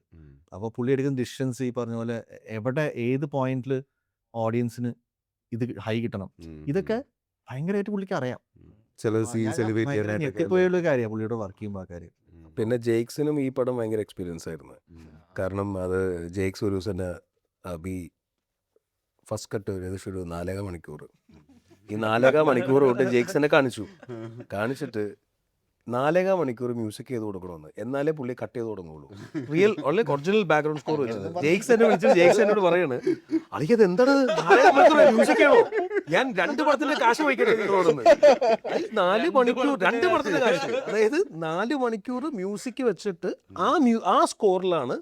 ബാക്കിയുള്ള ഫിലിം മേക്കേഴ്സായിട്ട് ഞാൻ അതാണ് അബീന ഒരു വ്യത്യാസം എനിക്ക് തോന്നിയത്. ഏകദേശം ഒരു 20 പടം ചെയ്തതിൽ എനിക്കൊരു ഭയങ്കര ആദ്യത്തെ എക്സ്പീരിയൻസ് ആയിരുന്നു. അതായത് എൻ്റയർ നമ്മൾ ഷൂട്ട് ചെയ്ത ഫുട്ടേജ് മ്യൂസിക് ചെയ്തിട്ട് അതിൽ നിന്ന് എഡിറ്റ് ചെയ്യുക. ഞാൻ ആദ്യമായിട്ടാണ് അങ്ങനത്തെ ഒരു കാര്യം കാണുന്നതും കേൾക്കുന്നതൊക്കെ. ഇതൊരു ഡയറക്ടേഴ്സ് കട്ടിന് വേണ്ടിയിട്ടുള്ള അങ്ങനെയൊന്നുമില്ല. നമുക്ക് എനിക്ക് തന്നെ ഞാൻ ആക്ച്വലി മ്യൂസിക്കിന്റെ ടോണ് ഇത് അത്ര റൈറ്റ് ആയിട്ടുള്ള ഒരു വേ ആയിരിക്കില്ല ഞാൻ ചെയ്യുമ്പോൾ. പടത്തിന്റെ ഷൂട്ട് കഴിഞ്ഞ് എഡിറ്റ് ചെയ്തതിന് ശേഷമാണ് മ്യൂസിക്കിന്റെ ഒരു ഓവറോൾ മ്യൂസിക്കാലിറ്റി എങ്ങനെയായിരിക്കണം, അല്ലെങ്കിൽ അതിന്റെ ഒരു ടോൺ എങ്ങനെയായിരിക്കണം എന്നൊക്കെ ശരിക്കും എൻ്റെ മനസ്സിലുണ്ടായിരുന്നില്ല. അത് ഡിസ്കവർ ചെയ്യാന്നുള്ളായിരുന്നു എൻ്റെ തോട്ട്.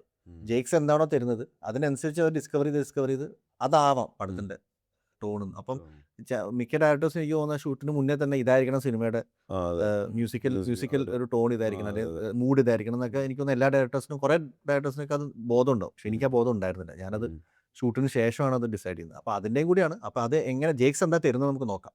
ജെയ്ക്സ് നമുക്ക് ഈ പറഞ്ഞ പോലെ ജെയ്ക്സിന്റെ സൈഡിൽ നിന്ന് എന്തായിരിക്കും ഇന്ന് പുതിയത് കിട്ടുമോ. അപ്പോൾ എനിക്ക് തോന്നുന്നു ആ ഒരു ആംഗിളിലാണ് ഞാൻ ഓൾമോസ്റ്റ് എല്ലാത്തിനും. ഇപ്പം പെർഫോമൻസ് ആണെങ്കിലും ഞാൻ അങ്ങനെ ആക്ച്വലി ഭയങ്കരമായിട്ട് ബ്രീഫൊന്നും ചെയ്തിട്ടില്ലല്ലോ. അങ്ങനെ സ്ക്രിപ്റ്റിലുള്ള എന്താണോ പുള്ളി അത് പെർഫോം ചെയ്യുമ്പോൾ എന്തെങ്കിലും അത് ചിലപ്പോൾ മിക്ക സമയം ഞാൻ പറഞ്ഞിട്ടില്ലെങ്കിൽ നല്ലത്. പലപ്പോഴും നമ്മൾ ഓവറായി ഡയറക്റ്റ് ചെയ്യാൻ പോയാലാണ് പലപ്പോഴും പ്രശ്നം കിട്ടാറുള്ളത് എനിക്ക് തോന്നിയിട്ടുണ്ട്. നമ്മൾ എന്തിനാ വെറുതെ അനാവശ്യം ഉണ്ടാതിരിക്കുക. അപ്പോൾ അത് പുള്ളി അഭിനേതാവല്ലേ, പുള്ളിയുടെ ജോലി അറിയാം. അതേപോലെ മ്യൂസിക് ആണെങ്കിലും ഞാൻ അങ്ങനെ ഇന്നത് വേണമെന്നൊന്നും പറഞ്ഞിട്ടില്ല. പക്ഷെ ജെയ്ക്സ് എന്താ തരുന്നത് നോക്കാം, അതിലെനിക്ക് വർക്കായില്ലെങ്കിൽ മാറ്റാം. അതേപോലെ തന്നെ ഇപ്പം ടേക്സ് എടുക്കുമ്പോഴാണെങ്കിലും നസ്ലി എന്താണ് നമുക്ക് ഡെലിവറി എന്ന് നോക്കാം. അതിൽ ഇതല്ല വേണ്ടെങ്കിൽ മാത്രം പറഞ്ഞാൽ മതിയല്ലോ. അല്ലാച്ചാ മിക്ക സമയത്തും പുള്ളി ഞാൻ പറയാതെ ചെയ്യുന്ന കാര്യങ്ങളൊക്കെ ചിലപ്പോൾ ബെറ്റർ ആയിട്ടായിരിക്കും ചെയ്യുന്നത്. എന്തിനാണ്. പക്ഷെ ജെയ്ക്സ് അതിനുശേഷം എൻ്റെ അടുത്ത് ഇപ്പോൾ പറയുന്നുണ്ട്. എൻ്റെ അടുത്ത് പറഞ്ഞു, അളിയാ നമുക്ക് എല്ലാ പടത്തിലും ഇനി അങ്ങനെ ചെയ്യണം, പടം നമുക്ക് സ്കോർ ചെയ്യണം. ഇപ്പം ഞാൻ ജെയ്ക്സായിട്ട് 2 പടം ഇപ്പം നടക്കുന്നുണ്ട്, ഇനി വരാൻ പോകുന്നുണ്ട്. അപ്പോൾ ജെയ്ക്സ് എന്നോട് പറഞ്ഞത് നമുക്കിനി ചെയ്യാന്നുള്ള എല്ലാ ഡയറക്ടേഴ്സിനും കൊണ്ട് നമുക്ക് ഈ സാധനം അബിയുടെ ഫോർമാറ്റ് നമുക്ക് കൊണ്ടുവരണം എന്നൊക്കെ പറഞ്ഞു. 2 പടം ചെയ്യുമ്പോൾ ക്ഷീണിച്ചോളൂ. ഈ അത് ഡ്യൂറേഷൻ ഒരു വലിയ ഘടകമാണല്ലോ അല്ലേ അബി, അല്ലേ? ഇപ്പം ഈ സിനിമ തന്നെ ഏതാണ്ട് 2.25 മണിക്കൂർ നോളം ഉണ്ട്. അപ്പം നമ്മളൊരു 4.25 മണിക്കൂറിനുള്ളിൽ നിന്ന് അതിനെ ചുരുക്കി 2.25 എത്തുമ്പോഴത്തേക്ക് നമ്മൾ ഇഷ്ടപ്പെട്ട പലതിനെയും നമുക്ക് വേണ്ട എന്ന് വെക്കേണ്ട ഒരു ഇതുണ്ട്. അപ്പോൾ അങ്ങനെ വേണ്ട എന്ന് തോന്നിയിട്ടുള്ള എലമെന്റ്സ് എന്തെങ്കിലും ഉണ്ടായിരുന്നോ ഒരു ഡിസിഷൻ എടുക്കാൻ? സംസാരിച്ച സ്പോയിലർ ആവുമല്ലോ. അപ്പോൾ അത് നമ്മൾ അങ്ങനെ ഇമോഷണലായിട്ട് ഞാൻ അപ്രോച്ച് ചെയ്യാറില്ല. പടം അല്ല, കട്ട് ചെയ്ത സീൻ ആയതുകൊണ്ട് ഈ സ്പോയിലർ ആവില്ലല്ലോ. അതല്ല അല്ല, എന്നാലും എനിക്ക് സങ്കടം വരാറുണ്ട് കട്ട് ചെയ്ത് പോകും. അത് വരുമല്ലോ. കട്ട് ചെയ്ത് പോകുന്ന സീൻസ് ആയിട്ടല്ല പോവുക. ബേസിക്കലി ഇപ്പോൾ ഉള്ള സീൻസ് തന്നെ ഉണ്ടാവും, പക്ഷെ അതിൻ്റെ ഒരു എക്സ്റ്റൻഡ് വേർഷൻ ആയിരിക്കും ഉണ്ടാവും. ഇപ്പോൾ ഉള്ള സീൻ ഇപ്പോൾ 2 മിനിറ്റ് സീനാണെങ്കിൽ അത് ചിലപ്പോൾ 5 മിനിറ്റ് സീൻ ആയിരിക്കും. അങ്ങനെയൊക്കെയാണ് ട്രിമ്മായി പോയിട്ടുണ്ടാവും. അപ്പോൾ കുറേ ഡയലോഗ്സ് പോയിട്ടുണ്ടാവും, കുറേ അതിൻ്റെ ഓവറോൾ സീനിലുള്ള കുറേ അനാവശ്യമായിട്ടുള്ള നമുക്കിപ്പോൾ തോന്നുന്ന കാര്യങ്ങൾ പോയിട്ടുണ്ടാവും. ഈ സിനിമയ്ക്കകത്ത് വേറെ ഒരുപാട് സിനിമാ പേരുകൾ വരുന്നുണ്ട്. അപ്പം അതെല്ലാം മൈൻഡിൽ കറക്റ്റായിട്ട് നമ്മൾ ഓർത്ത് വെക്കുന്നുണ്ട്. ഇപ്പം നിധി, യുദ്ധം, മഹാൻ, മനുഷ്യൻ, ദൈവം, ഇതൊക്കെ ഓർമ്മയുണ്ട്. രാക്ഷസൻ, മൃഗം ഇതെല്ലാം വരുന്നുണ്ട്. എല്ലാം ഒറ്റ പേരുകളാണ്. അതെല്ലാം തന്നെ ആ പെർട്ടിക്കുലർ സിറ്റുവേഷനിൽ നമുക്ക് ഏതൊക്കെയോ ഇപ്പോൾ എനിക്ക് ചിലപ്പോൾ നമ്മളതിങ്ങനെ നമ്മൾ ചിന്തിക്കുമ്പോഴത്തേക്ക് കിട്ടുന്നതായിരിക്കാം, അതിനായിട്ട് റീകണക്ട് ചെയ്ത് കിട്ടുന്നതായിരിക്കാം. ഇപ്പം നമ്മൾ ദൈവത്തിനെതിരെ ഫൈറ്റ് ചെയ്യാൻ വേണ്ടി വരുമ്പോഴത്തേക്ക് ദൈവം വന്ന് നമ്മളെ പരാജയപ്പെടുത്തുന്നു, മനുഷ്യനെ പരാജയപ്പെടുത്തുന്നു എന്നുള്ളൊരു സാധനമൊക്കെ അതിനകത്ത് ഈ പറയുന്ന പോലെ കണക്ട് ചെയ്യാനായിട്ട് പറ്റും. ആ ടൈറ്റിലുകൾ എങ്ങനെയാണ് ഞാൻ ഈ പറഞ്ഞതുപോലുള്ള ഒരു ആ അർത്ഥം പ്രോസസ്സ് വെച്ചിട്ട് തന്നെയാണ് അത്. ഞാൻ ഇപ്പൊ again അത് രാമുടെ കോൺട്രിബ്യൂഷൻ ആണ്. അപ്പൊ അത് ഉം. ഞാൻ പിന്നെ അതിൽ കറക്ഷൻസ് ഒന്നും വരുത്തിയിട്ടില്ല. ഉം. അത്ര അത് നേരത്തെ തന്നെ ഫിക്സ്ഡ് ആയിട്ടുള്ള പുള്ളി ആ ഫസ്റ്റ് എഴുതുമ്പോൾ തന്നെ ഇങ്ങനെയായിരുന്നു എഴുതി. ഈ സിനിമയിൽ എനിക്ക് വേറൊരു ഇഷ്ടപ്പെട്ടൊരു സംഭവം എന്ന് വെച്ചാൽ നമ്മൾ ഒരുപാട് നൊസ്റ്റാലിറ്റി ഉള്ള സാധനം, അതായത് DTSന്റെ ഒരു എഫക്റ്റ് എന്നൊരു സംഭവം, അതൊരു ഭയങ്കര നൊസ്റ്റാലജി ആണല്ലോ. അപ്പം ഞാൻ ആദ്യമായിട്ട് DTS എക്സ്പീരിയൻസ് ചെയ്യുന്നത് ഈ പറഞ്ഞ പോലെ മൈ ഡിയർ കുട്ടിച്ചാത്തൻ റിലീസ് ചെയ്തപ്പോഴാണ്. 9 തവണയാണ് ഞാൻ റിലീസ് ചെയ്ത് കഴിഞ്ഞിട്ട് തിയേറ്ററിൽ പോയി കണ്ടത്. അപ്പോൾ അന്ന് ഞങ്ങളുടെ നാട്ടിലുള്ള ഒരു തിയേറ്റർ അത് റെനോവേഷൻ കഴിഞ്ഞ് DTSോട് കൂടി തന്നെ വരുന്ന സിനിമയാണ് ഇത്. അപ്പം 2 സിനിമകളാണ് അന്ന് ബാക്ക് ടു ബാക്ക് വരുന്നത്. അന്ന് DTS ആക്കിയത് കൊണ്ട് തന്നെ രംഗീല റിലീസ് ചെയ്തു. അപ്പോൾ ഭയങ്കര ഹാപ്പിയാണ്, കാരണം AR റഹ്മാൻ്റെ പാട്ടുകൾ, കാരണം അതിനു മുമ്പൊക്കെ AR റഹ്മാൻ്റെ പാട്ടുകൾ അവിടെ കേൾക്കുമ്പോൾ ആ സ്പീക്കറൊക്കെ ചാവാറായ സിറ്റുവേഷനാണ്. ആ മറ്റേ ഫസ്റ്റ് എന്ന് പറഞ്ഞിട്ട് ഊർമിള അതുകൊണ്ട് വരുമ്പോൾ വിറക്കി വരുന്നു, ഒരു സൗണ്ടും ഉണ്ടായിരുന്നു. അപ്പോൾ അതെല്ലാം ഒഴിവാക്കിക്കൊണ്ട് DTSൽ വന്ന്, അപ്പോൾ DTS എന്ന് പറയുന്നത് ഭയങ്കര നൊസ്റ്റാൾജിയാണ് ലൈക്ക്. അപ്പോൾ അബിക്ക് ആ ഒരു നൊസ്റ്റാൾജി ലൈക്ക് എന്തായിരുന്നു, what was your DTS experience with cinema? Rangeela തന്നെയായിരുന്നു. എനിക്ക് ഭയങ്കര ഫെയിൻ്റ് ആയിട്ടുള്ള ഓർമ്മയുള്ളൂ. അത് ഒരു വിഷ്വൽ എന്തോ ഇങ്ങനെ ഒരു ഓർമ്മയുള്ളൂ. പക്ഷെ രംഗീല തന്നെയായിരുന്നു ആദ്യത്തെ സിനിമ കണ്ടത്.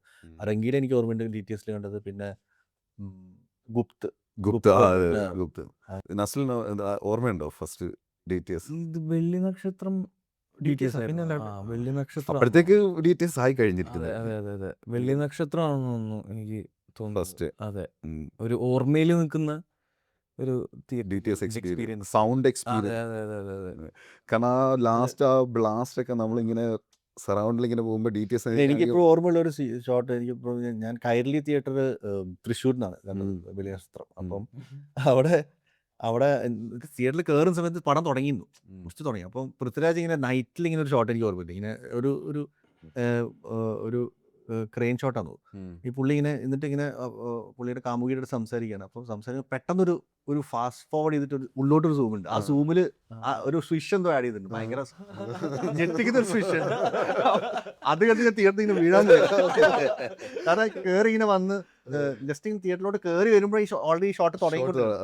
അപ്പൊ ഞാൻ ഇങ്ങനെ അവിടെ സിനിമയുടെ തുടക്കം അല്ലേ? തുടക്കം തുടങ്ങിയ ശേഷം തിയേറ്ററിൽ കയറുന്ന സമയത്ത് ഞാൻ ഇങ്ങനെ സ്ക്രീൻ നോക്കിയാൽ നടക്കുന്ന കേട്ടോ.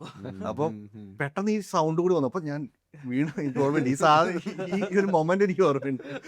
ആ ഓർമ്മയിലാണോ ഇതിനകത്തും ആ ഒരു എലമെന്റ് ആഡ് ചെയ്യാന്ന് തീരുമാനിച്ചത്? ഏതാ ഈ DTSന്റെ സാധനം? DTS എനിക്ക് DTS കാരണമാണ് ഞാൻ ആക്ച്വലി ഡയറക്ടർ ആവണമെന്ന ആഗ്രഹത്തിലേക്ക് വന്നതൊക്കെ DTS കാരണം തന്നെ. അതാണ് തുടക്കം. DTSലൂടെ അപ്പൊ അങ്ങനെ പറഞ്ഞ ബയോപിക്ക് മാറും ഇപ്പഴും. ഇപ്പൊ ഏതാണ്ട് എല്ലാം ആഷിക്ക് എനിക്കൊന്നും നമ്മുടെ ഈ പറഞ്ഞ കാലഘട്ടം തന്നെ ആയിരിക്കും അല്ലേ ഈ മൈ ഡിയർ കുട്ടിച്ചാത്തൻ? പിന്നെ റിലീസ് ഓർമ്മയുണ്ട്. സരിത തിയേറ്ററിൽ കണ്ടത്. വെള്ളി നക്ഷത്രം തന്നെ ആയിരിക്കും എല്ലാവരും വെള്ളി നക്ഷത്രം എനിക്കത് ഓർമ്മയുള്ളത്. ഭയങ്കര- പിള്ളേരാണ് അതാണ്. കാണുമായിരുന്നല്ലോ അല്ലേ? അത് അത് വളരെ ഭയങ്കര ചെറുപ്പത്തിൽ ഓർമ്മയുള്ള ഇറങ്ങിയതാണ്. പടാ. അത് ഉം. തിയേറ്റർ എക്സ്പീരിയൻസ് ഇപ്പം നമുക്ക് മറ്റേ കൊച്ചൊക്കെ വരൂലേ, മറ്റേ റൂമിന്റെ അകത്ത് അതെ ആ ആ. ഒരു- പിന്നെ അതൊക്കെ പിന്നെ സിദ്ദിഖിനെ കാണിക്കുമ്പോൾ BGM അത് എത്തിക്കാം. അത് വന്നിട്ടാണ് ശരിക്കും അമ്മൂമ്മ മൂന്നയുടെ ആ ഒരു വെപ്രാളവും വെപ്രാളം കാണിക്കുന്നതൊക്കെ നമുക്ക് ഇപ്പോഴും എന്ന് വെച്ച് കഴിഞ്ഞാൽ മൈൻഡിലുണ്ട്. അതാ കാരണം അത്രയും ചെറിയ അന്ന് എത്ര വയസ്സുണ്ടാവും? എനിക്ക് ഈ പറഞ്ഞ പോലെ വിനീത് മാധവന്റെ ഇങ്ങനെ ഭയങ്കര ചെറുതായിരിക്കും, ഭയങ്കര ചെറുതായിരിക്കും. ചെറുതായിരിക്കും. ഇതില് നമ്മുടെ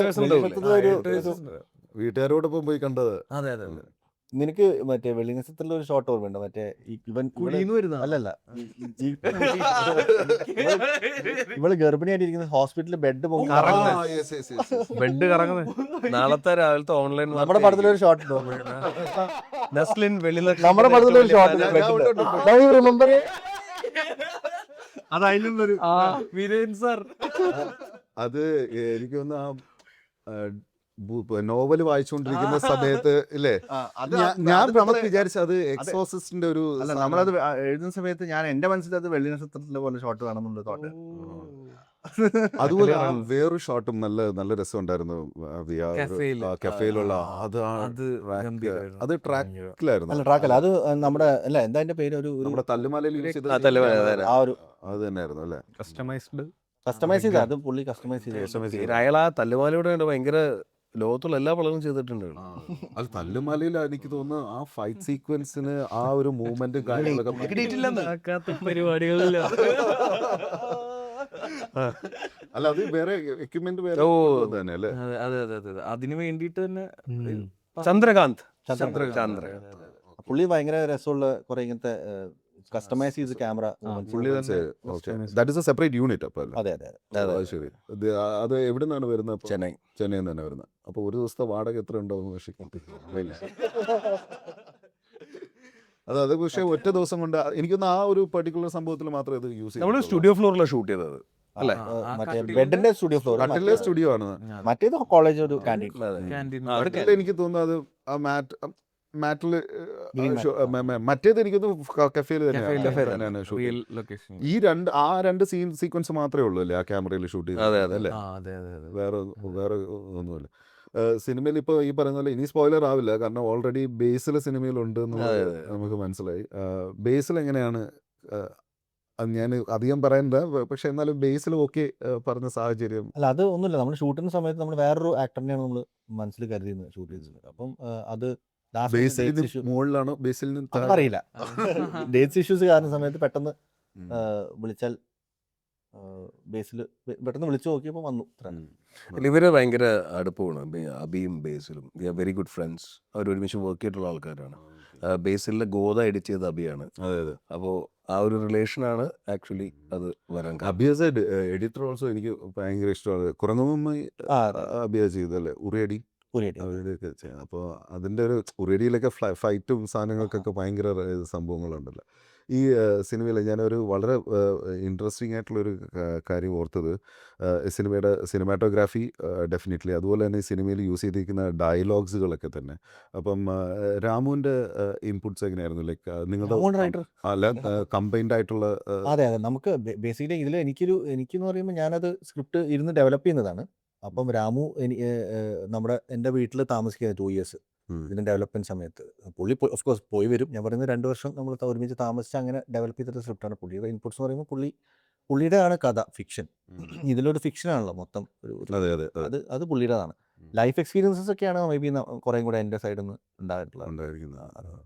ഈ നമ്മൾ സിനിമ ആസ്പയർ ചെയ്ത് വരുന്ന ആൾക്കാരൊക്കെ തന്നെ ആഷിക്കാൻ നമ്മൾ പറയാറുണ്ടല്ലോ, അവർക്ക് എപ്പോഴും ഒരു ടീം ഉണ്ടാവും. ഇപ്പം വിനീത് മാധവൻ്റെ ക്യാരക്ടറിനകത്ത് അങ്ങനെ ഒരു ടീം എന്ന് പറയുന്നൊരു സംഭവമില്ല.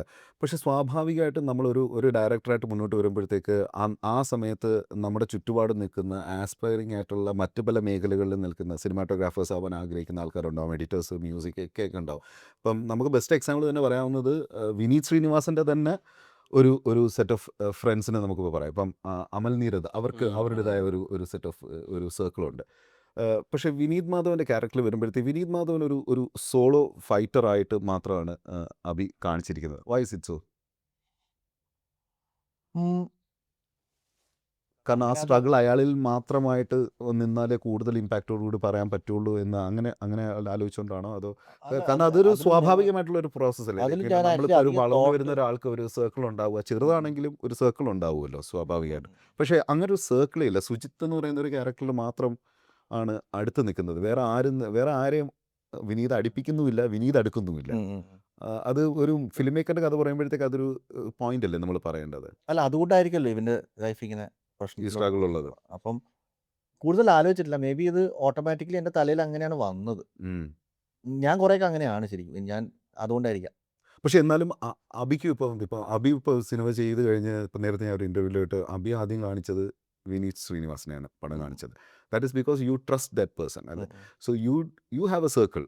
അല്ല അത് നമുക്ക് ഇതൊക്കെ നമ്മൾ ഗ്രാജുവലി ഗ്രോ ചെയ്ത് വരുന്നത്. ഇപ്പം വിനീതേട്ടൻ്റെ കൂടെ ഞാൻ അസിസ്റ്റന്റ് ഡയറക്ടറായിട്ട് 2013 വർക്ക് ചെയ്തെങ്കിലും അന്ന് ഞാനും പുള്ളിയായിട്ട് അത്ര വലിയ ക്ലോസ് റിലേഷൻഷിപ്പ് ഒന്നും ഉണ്ടായിരുന്നില്ല. ഞാൻ കുറച്ച് ഇൻട്രോവേർട്ടഡ് ആയിട്ടുള്ള ഒരാളാണ്. അപ്പോൾ എനിക്ക് ഒരാളോട് ഫ്രണ്ട്ഷിപ്പ് ഡെവലപ്പ് ചെയ്യാന്ന് പറയുന്നത് ഇങ്ങനെ നാച്ചുറലി വരില്ല. ഞാൻ വിനീതേട്ടനായിട്ട് ക്ലോസ് ആയത് ശരിക്കും 2019 ആയപ്പോഴാണ് ശരിക്കും വിനീതേട്ടനായിട്ട് ഭയങ്കര ക്ലോസ് ആയത്. അതുവരെ എനിക്കൊരു സർക്കിളൊന്നും ഉണ്ടായില്ല, വിനീത് ശ്രീനിവാസൻ സർക്കിളിലൊന്നും ആയിരുന്നില്ല ഞാൻ അവരുടെ ഒരു ടീമിലോ ഒന്നും ഞാൻ ഉണ്ടായിരുന്നില്ല. എനിക്ക് എൻ്റെ ആയിട്ടുള്ള ജേണി ആയിരുന്നു. ഞാൻ ടുവേർഡ്സ് ഒരു 2019 ആയപ്പോഴാണ് ഞാൻ വിനീതേട്ടന് വേണ്ടി പ്രൊഡക്ഷൻ ഒരു ആനന്ദം എന്ന സിനിമ അപ്പം ഗണേഷിന് ഞാൻ തന്നെ എടുത്താവണമെന്ന് ഒരാഗ്രഹമായിരുന്നു. അങ്ങനെ ഓൺ ബോർഡ് ഞാൻ വന്നതാണ്. അപ്പം അതിനുശേഷമൊക്കെയാണ് വിനീതേട്ടൻ ഓക്കെ എൻ്റെ മുകളിൽ കുറച്ച് ട്രസ്റ്റ് വരാൻ തുടങ്ങിയത്. 2019 ആയപ്പോഴാണ് നമ്മൾ തമ്മിൽ ഭയങ്കര ഡീപ്പായിട്ടുള്ളൊരു ഒരു എൽഡർലി ബ്രദർ പോലുള്ള എനിക്ക് ഒരു ആംഗിളിൽ ഞാൻ കണ്ടു തുടങ്ങിയൊക്കെ. അത് ഞാൻ ഗ്രാജുവലി ഡെവലപ്പായി വന്നതാണ്. ഒരിക്കലും പണ്ട് മുതലേ ഞാൻ വിനീത് ശ്രീനിവാസൻ ടീമിലുള്ള ആളൊന്നുമല്ല. ആ ഒരു പടത്തിൽ ഞാൻ അസിസ്റ്റന്റ് ഡയറക്ടറെ വർക്ക് ചെയ്യുന്നുള്ളൂ. അപ്പോൾ എനിക്ക് ഒരിക്കലും ഒരു ടീമില്ല, അല്ലെങ്കിൽ ഒരു സർക്കിൾ ഓഫ് ആൾക്കാരൊന്നും എനിക്ക് പണ്ട് മുതലേ ഇല്ലായിരുന്നു. അത് ഇപ്പം വിനീതേട്ടനൊക്കെ ആയിട്ട് ഭയങ്കര ബന്ധമുണ്ടെന്നേ ഉള്ളൂ. അത് ഗ്രാജുവലി വന്ന കാര്യമാണ്. അപ്പം ബന്ധങ്ങളിലൂടെയും വളരുന്നതാണ് സിനിമ എന്നാണല്ലോ നമ്മൾ പറയുന്നത്. അപ്പം ഇനിയും ഒരുപാട് നല്ല ബന്ധങ്ങളും ഒക്കെ ആയിട്ട് സിനിമകളൊക്കെ ആയിട്ട് മുന്നോട്ട് പോട്ടെ. നമ്മൾ കുറേ കാര്യങ്ങൾ പറഞ്ഞു. അപ്പോൾ ഇനി ഭാവി പരിപാടികൾ ആഷിഖ് എന്താണ്? എൻ്റെ ജേഴ്സ് വരുന്ന 2-4.25 മണിക്കൂർ ഇറക്കുകയാണെന്നുള്ള എൻ്റെ തരുൺ ഡയറക്ട് ചെയ്യുന്ന അതിമനോഹരം ലാലേട്ടൻ്റെ അടിപൊളി ഷൂട്ട് നടക്കണു. അതെ, ഡെഫിനറ്റ്ലി അതിന് ഞാൻ വിട്ടുപോയതാണ് കേട്ടോ. ടോർപിഡോ ഇസ് കമ്മിങ് അല്ലേ? ടോർപിഡോ ഹോപ്പ്ഫുള്ളി കുറച്ച് സമയം അതൊരു ഈ ഡേറ്റ്സ് വലിയ സിനിമയാണ്. നല്ല സിനിമ. അത് സമയം എടുക്കും, പക്ഷെ എന്തായാലും ഉണ്ടാവും. അതെ, அந்த ஆளே சொல்லட்டும். അതെ. അല്ല, இந்த ஆளு ரொம்ப பிஸியா இருக்கு. നെസ്ലിൻ ഫ്രീ ആവണ്ടേ? തിരക്കല്ലേ? അതൊക്കെ ഫ്രീ അല്ല. ഇത് ഇവര് നമ്മളോട് കളി എന്താണെന്നറിയാം, വൻ പരിപാടിയാണ് ഇവര് തമ്മിൽ. അതായത് ഞാൻ ഫഹദിനടുത്ത് പോകും, ഫഹദ് പറയും മച്ചാനെ ഞാൻ ഫ്രീയാ മച്ചാനെ, നെസ്ലിൻ ഇല്ലല്ലോ. ഇവന്റെ അടുത്ത് വരുമ്പോ ഇവൻ പറയും ഇക്ക ഞാൻ ഫ്രീ ആണ്, ഫാദൊക്കെ എവിടെ? ഇതൊരു ലാസ്റ്റ് ഇത് കുറെ നാളെ 8-10 മാസം ഇവർ രണ്ടുപേരും അങ്ങോട്ടും ഇങ്ങോട്ടും തട്ടിക്കളിക്കാൻ തുടങ്ങിയത്. പക്ഷെ അത് സംഭവിക്കട്ടെ. അല്ല, അതിന്റെ നടക്കും, പക്ഷെ എന്തായാലും സംഭവിക്കും. അത് ബിനു ആണ് എഴുതുന്നത്. ബിനു പപ്പു. ഇത് ബിനുയുടെ ലൈഫിൽ നടന്ന ഒരു ഇൻസിഡന്റ് ആണ്. ബിനു സിനിമയിലൊക്കെ വളരെ എക്സൈറ്റിംഗ് ആയിട്ടുള്ള ഒരു പ്രൊജക്റ്റാണ്. ഈ ബിനു പപ്പുവിന്റെ കാര്യം പറഞ്ഞപ്പോഴാണ് ഞാൻ ഈ സിനിമയിൽ ശ്രദ്ധിച്ചൊരു കാര്യം. ബിനു പപ്പുവിന്റെ ശബ്ദം വേറെ ആൾക്ക് ഉപയോഗിച്ചിരിക്കുന്നു. ഈ ഹാരിസ് ബഷീറിന്റെ ക്യാരക്ടർ ചെയ്തില്ലേ നമ്മുടെ അപ്പുണ്ണി ശശിയുടെ ഹെൽപ്പറായിട്ട് വരുന്ന ആൾക്ക് ഡബ് ചെയ്തേക്കുന്നത് അല്ല, അത് വേറെ സിമിലർ വോയിസ് ആണേ ഉള്ളൂ. പക്ഷേ എക്സാക്ട്ലി ദ സെയിം വോയിസ്. എനിക്ക് ആഷ്ലിയുടെ സൗണ്ട് ഏകദേശം അതുപോലെ. നമ്മളറിയാതെ രാജേഷ് അടൂർ ബിനുവിനെ കൊണ്ട് ഡബ് ചെയ്യിപ്പിച്ചു. അത് രണ്ടുപേരും വോയിസ് പടം ശരിക്കും കണ്ടിട്ടുണ്ട്. കാരണം ഇവിടെ ഓരോ ചോദ്യങ്ങൾ ചോദിക്കാൻ നേരത്തെ ആ പേരുകളില്ലേ കംപ്ലീറ്റ് ഞാൻ തന്നെ ഞെട്ടിപ്പോയി. ഇത് എന്താ ഒരു തവണ എനിക്ക് തന്നെ ഓർമ്മയില്ലേ പേരുകള്. ആക്ച്വലി ആഷ്ലി എന്ന് പറഞ്ഞ ഒരു ആർട്ടിസ്റ്റ് ആണ്. ഞാൻ ഇരുന്നിടത്ത് നിന്ന് പോങ്ങട്ടെ. സിമിലർ സൗണ്ടാ രണ്ടുപേരുടെ. അതായിരിക്കും തോന്നിയാ അല്ല, ഇപ്പൊ പറഞ്ഞപ്പോ തോന്നി. കാരണം ആഷ്ലിയെ നമുക്ക് അല്ലാതെ പരിചയമുള്ളതുകൊണ്ട്. അപ്പൊ പുള്ളി ഇങ്ങനെ മിക്കപ്പോഴും അടക്കം പിടിച്ചാണല്ലോ, അടുത്ത് വന്നാണല്ലോ ക്യാരക്ടറിന്റെ അടുത്തൊക്കെ സംസാരിക്കുന്നത്. അപ്പൊ ചിലപ്പോ അങ്ങനെ അത് എനിക്ക് തോന്നലാവാം. റോഷൻ എന്താണ് അടുത്ത പരിപാടി? അടുത്തതിപ്പോ ബെത്തലഹം കുടുംബ യൂണിറ്റ് എന്ന് പറഞ്ഞിട്ട് അത് കഴിഞ്ഞിട്ടിരിക്കുകയാണ്. അപ്പൊ എന്റെ ഡബ്ബൊക്കെ നടക്കുക. അതാണ് അടുത്ത. നല്ല കുടുംബമാണോ? അടിപൊളിയാണ്. സംഭവം എന്തൊക്കെയാണ് പോലെ ശോഭിക്കുമോ? പുതിയ ഹെയർ സ്റ്റൈലൊക്കെയാണ്. വേറെ ലുക്കൊക്കെയാ, ലുക്കൊക്കെയാ. എന്താ ക്യാരക്ടർ? അത് അത് വേണ്ട സ്പോയിലർ. അത് ബെത്തലഹേമിന്റെ പ്രൊമോഷൻ പറയാം. ഒന്നും പറയാൻ പറ്റാത്ത അവസ്ഥ, എല്ലാം സ്പോയിലറാണ് പറഞ്ഞത്. നസ്ലിൻ എന്താണ് ഇനി അടുത്ത? ഒരുപാടുണ്ടല്ലോ. പൂജ തുടങ്ങിയത്. ഞാനിപ്പോ ചെയ്യുന്നത് സൂര്യ സാറിന്റെ കൂടെ സുജാത മാധവൻ ഫിലിമാണ് ചെയ്തുകൊണ്ടിരിക്കുന്നത്. അതിന്റെ ഷൂട്ട് ചെന്നൈയിൽ നടന്നുകൊണ്ടിരിക്കണം. ഇപ്പോൾ അമൽ സാറിന്റെ കൂടെയുള്ള പടം അത് കഴിഞ്ഞു. അതെ, അപ്പൊ ഇത് കഴിഞ്ഞിട്ട് ഇപ്പൊ ഈ മാസത്തോടു കൂടി അത് ഹോപ്പ്ഫുള്ളി തീരും ഈ സൂര്യ സാറിന്റെ പ്രൊജക്ട്. അത് കഴിഞ്ഞിട്ട് നെക്സ്റ്റ് ഇപ്പൊ മധു സി നാരായണൻ കുമ്പളങ്ങിക്ക് ശേഷം പുള്ളിയുടെ കൂടെ അതായിരിക്കും അടുത്ത നെക്സ്റ്റ് പടം. ഓക്കെ. മറ്റു ഭാഷകളില് 1-2 പ്രൊജക്ട്സ് ഇങ്ങനെ വന്ന് നിൽക്കുന്നുണ്ട്. പക്ഷെ അതൊന്നും പുറത്ത് പറയാൻ പറ്റുന്ന. നസ്ലിനൊക്കെ കഥ പറഞ്ഞ് ബോധ്യപ്പെടുത്താൻ ഭയങ്കര ബുദ്ധിമുട്ടാണെന്ന് അബി വിവരിട്ട് പറയുന്നത്. കാണാതെ എല്ലാം ഭയങ്കര ഇങ്ങനെ കേട്ടോണ്ടിരിക്കും. അവസാനം പറയും ഞാനില്ലാതെ. ഞാനില്ലാതല്ല, കറക്റ്റ് പോയിന്റ് ചോദിക്കും. ഇതെന്താ ഇങ്ങനെയെന്ന് ചോദിക്കും. അതിന് മറുപടി ഉണ്ടെങ്കിൽ ഓക്കെയാണ്. നോട്ടെ, നാളെ നസ്ലിന് എന്താ പറയുന്നത്, സാറ്റിസ്ഫൈ ചെയ്യുന്നൊരു സംഭവം. ശരി Abi, next plans? Next plans ഒന്നും ഇത് ഒന്ന് ഒതുങ്ങട്ടെ. അപ്പോൾ അതിനുശേഷം പതുക്കെ ഒരു സിനിമ ഞാൻ തന്നെ എഴുതാനൊരു പ്ലാൻ ഉണ്ട്. ഓക്കെ. ഇതുവരെ കോ റൈറ്റിംഗ് അല്ലെങ്കിൽ വേറെ റൈറ്റർ ആണല്ലോ. അതെ ഒരു സിനിമ കാരണം ഞാൻ തന്നെ സക്സസ് ട്രിലജി 2 പടങ്ങൾ ഇപ്പം അതിപ്പോ ഉണ്ടാവില്ല, മൂന്നാമത്തെ പടം ഇപ്പൊ ഉണ്ടാവില്ല. ബാധ്യതയല്ലോ അത്. അല്ല ഇത് ഒരു തവണ പറഞ്ഞ പിന്നെ എന്ന് വരും എന്ന് ചോദിച്ചോണ്ടിരിക്കുക. അതെ. ഒരു സിനിമ ഞാൻ തന്നെ എഴുതുന്നുണ്ട്, അത് പതുക്കെ തുടങ്ങണം. പിന്നെ ഒന്ന് മൂന്നുണ്ണി 2 ഉണ്ടാവും. അത് രണ്ടുമാണ്. ഓ 3 2 വരുന്നു. അതെ, ഇത് രണ്ടും. അത് നേരത്തെ അനൗൺസ് ചെയ്തു. അത് വിമലാണ് ഇതിന്റെ നമ്മുടെ മൂന്നുണ്ണിന് കോ റൈറ്റർ വിമൽ. അത് നമ്മൾ ഡിസ്കഷൻ നടക്കുന്നുണ്ട്. പിന്നെ ഒന്ന് ഞാൻ തന്നെ എഴുതാന്നുള്ളൂ തോട്ട്. ഓക്കെ. അപ്പം എല്ലാ ആശംസകളും എല്ലാം അടിപൊളിയായിട്ട് വരട്ടെ. Thank you. പടം വലിയ വിജയമായി മാറിയിരിക്കുന്നു എന്നുള്ളൊരു സന്തോഷമുണ്ട്. അപ്പോൾ അതുകൊണ്ട് അത് സെലിബ്രേറ്റ് ചെയ്യാൻ കൂടെ വേണ്ടിയിട്ടാണ് ഈ ഫുൾ ടീം ഇവിടെ എത്തിയിരിക്കുന്നത്. So all the best Ashiq. Thank you so much. Thank you Roshan. Thank you. മറ്റേ ബത്ലഹേം കുടുംബയോടൊക്കെ ബാക്കി അന്ന് പറയാനുള്ള കാര്യങ്ങൾ അന്ന് പറയാം. Thanks so much. Thank you. Hit 96.7 FM.